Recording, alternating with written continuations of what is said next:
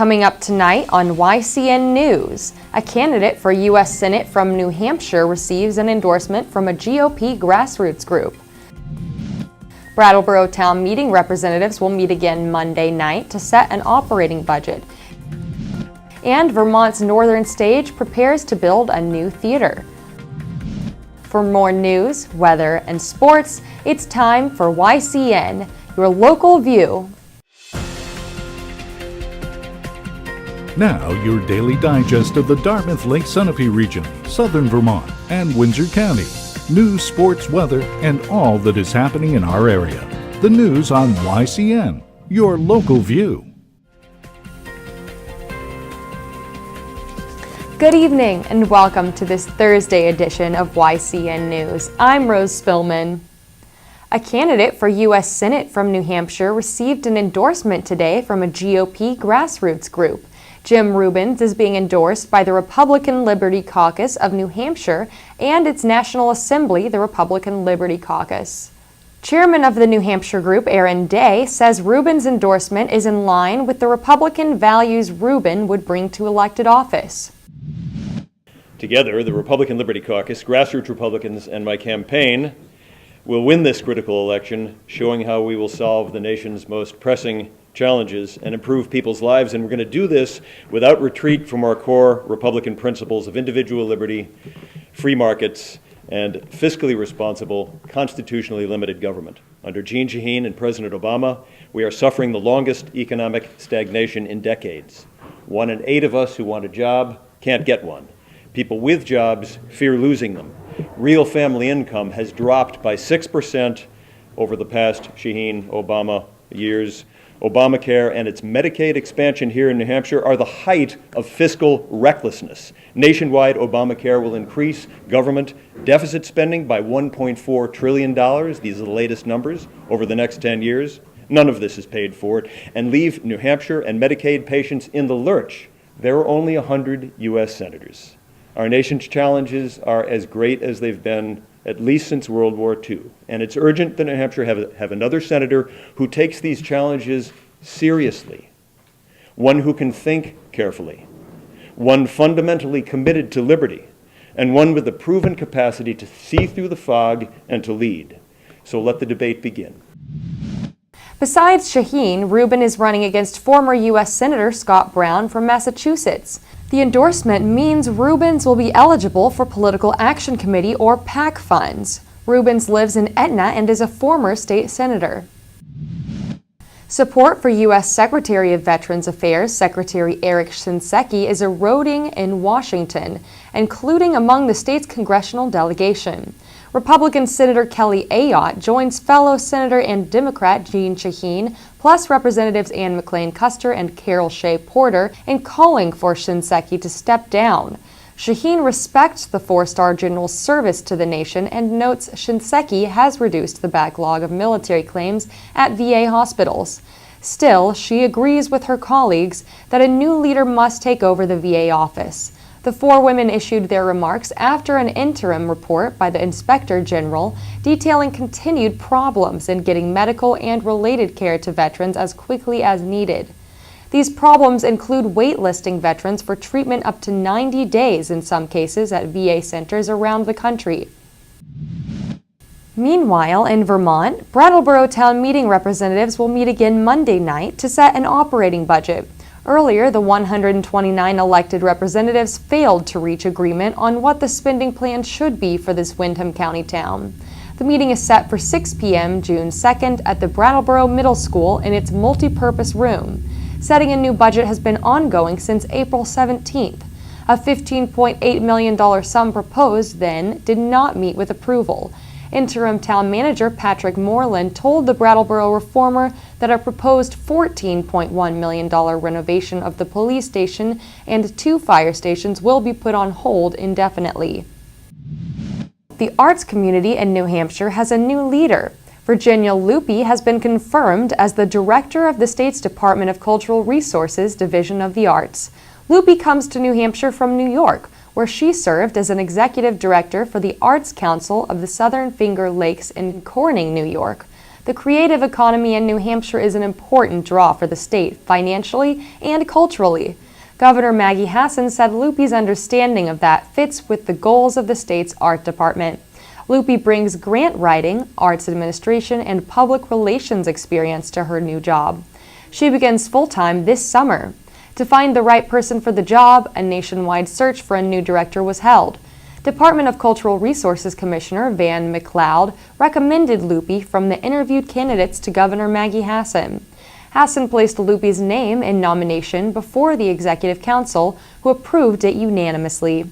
Loopy wrote in a statement that she is thrilled to be part of New Hampshire's dedication to art of all kinds, visual and performing, and everything in between. Welcome back to YCN News. I'm Rose Spillman. This weekend is an exciting time for many humane societies in Vermont. It's the perfect chance to welcome a new pet to the family, as all adoptions will be free at select shelters on Saturday, May 31st and Sunday, June 1st. YCN stopped by the Springfield Humane Society to learn more about this national and now local event. Can you tell me a little bit about the event that you have coming up for adoptions? Maddie's Fund is a nationwide foundation, and they're having an adopt-a-thon May 31st and June 1st. It's nationwide, not every state, but most states, and Vermont for the first time is one of them, and there's 12 shelters in Vermont that are participating, and we're one of them. All our pets, May 31st and June 1st, will be free adoptions to qualified homes. So we're still going to be sure they're going to good homes, but we're waiving the adoption fee, and Maddie's Fund will be reimbursing us way more than our adoption fee could ever be based on the animal's age and physical condition. So we're expecting a lot of people. We're going to have a barbecue, we're going to have face painting, we're going to have a raffle, we're going to have a lot of fun, and everything's going to be free. Can you tell me a little bit about the animals that you have here? Oh, we just finished rebuilding our kennels. So we have dogs, which we haven't had since I've been here in September. So I'm really excited about that. And our kennels are gorgeous, and people are welcome to come up and see them. And we have 6 or 7 dogs, and we have a Great Dane puppy coming in today that I'm really excited. This has got to be the cutest dog ever, right? And we have 3 community cat rooms where up to 15 cats are allowed to just roam freely, and we have lots of things for them to climb on and to play with and to hide in if they want to, and people are welcome to come up and just hang out with the cats. We're open Wednesday through Saturday, noon to 4:30, and also our animals are all on Pet Finder, or you can go to our webpage, spfldhumane.org, or Facebook, like us on Facebook, and see the animals we have. And then we have an adoption application, and we do check, references, vet references, and if you want to adopt a cat and you live in an apartment building, we're going to talk to your landlord, make sure you can have them, because too many come back to us because of that. What kind of volunteers are you looking for? We have a volunteer coordinator, and if you've ever wanted to help animals and you have something that you enjoy doing, like gardening, sewing, photography, anything at all, writing, contact us, and we'll find a way to use your passions to help our animals. Our passion. If you're interested in adopting, check out the Vermont Humane Societies near you to find out who's participating. It's a great way to help the pets and the shelters. If you're considering stopping by the Springfield Humane Society, you might just run into me. I'll be there adopting a cat this Saturday, and I guarantee you won't want to miss out on this wonderful opportunity. Earlier this month, Vermont's Northern Stage sent out an exciting press release announcing their plans for a new theater building in White River Junction. Discussion on the project began in September of 2013 with the Bread Loaf Corporation and Theater Projects Consultants, the press release noted. The campaign has since launched and gained momentum. YCN decided to speak with the managing director at Northern Stage to learn more. Let's take a look. Hi, my name is Eric Bunge. I am Managing Director of Northern Stage Theater here in White River Junction, and we are launching our campaign for Northern Stage. It is a $9 million campaign. The purpose of the campaign is to build a new theater on part of our building site here and our properties in White River Junction. One of our buildings is a rather large garage. We intend to demolish that building in September of this year and break ground on the new theater a little bit later in September, first part of October, with the intent of opening the new theater by September of 2015. So that would start our 19th season in the new theater. About $7.25 million.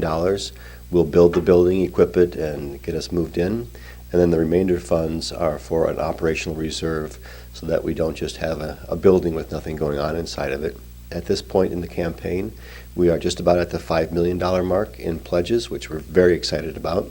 So we've been very careful in designing the new theater that it will be of similar size in terms of capacity, so about 250 seats, and it will be in that similar modified thrust configuration, so that mimics very closely the old theater. It's going to be really, really great to be able to be in this new building and to be a real asset for the community. So we hope that other arts organizations, as they do now, will come to us and talk to us about how they think they might be able to use the new theater or the sports spaces to advance their own missions. So that's something we want to be a real good partner with other arts organizations in the Upper Valley.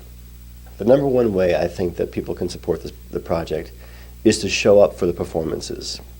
If people don't show up for the performances, it's really hard to build a model that can support a new building. So to remind people out there that we are here starting in late September until May of the next year, doing 154 performances of 6 main stage productions. And if you don't show up, it's very hard to have a theater company. So that's the number one way you can support the theater. If you want to support this project in particular, the Campaign for Northern Stage, we would greatly appreciate that consideration.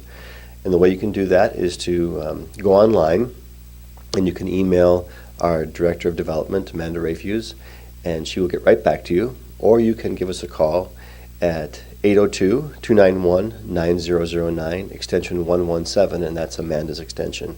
And she'll be able to talk to you about the different ways in which you might be able to support this venture.